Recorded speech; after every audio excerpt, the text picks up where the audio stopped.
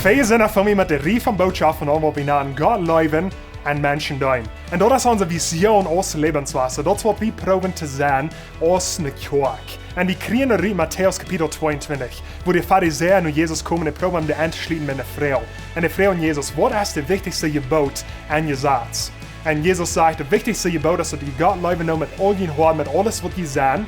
En de tweede wichtigste gebod wat met dat gelijk is dat je nu zo goed zijn als je wat je in zelfs goed zijn. So we kriegen er in Matthäus kapitel 22, die zeggen, Gott liefhebben en Menschen dienen is onze vision en Lebenswasser. En wenn wir vertalen van Gott liefhebben en Menschen dienen, wir vertalen van Gloowen, Wassen, dienen en bieren. So bij de nächste paar zinnen werden we nu al die verschiedene thema's kijken, maar het is een vele zindag dat Pastor Jacob Wieb vangt aan met een thema van Gloowen.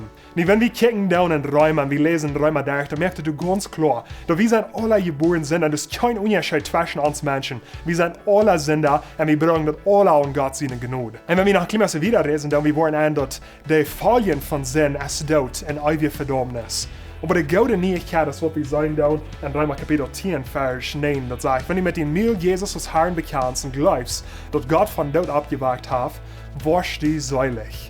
So wenn du glauben, dass an dein Hart an Jesus Christus und du nimmst Jesus an als dein persönlicher Herr und Heiland, das ist der erste Stopp von Gott lieben und Menschen dienen. Und eine Frage für dich, hast du Glauben an Jesus Christus?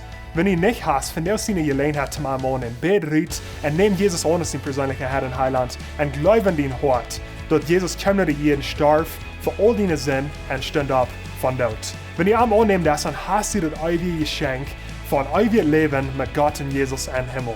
Das ist so einfach. Das ist nicht, was wir können tun, um andere Menschen zu sehen, was uns das kann geben. Wir müssen bloß glauben. So Glauben ist der erste Stopp von Gott lieben und Menschen dienen. Aber wir alle taub wissen in das. Gott segnet, hat eine gute Werk.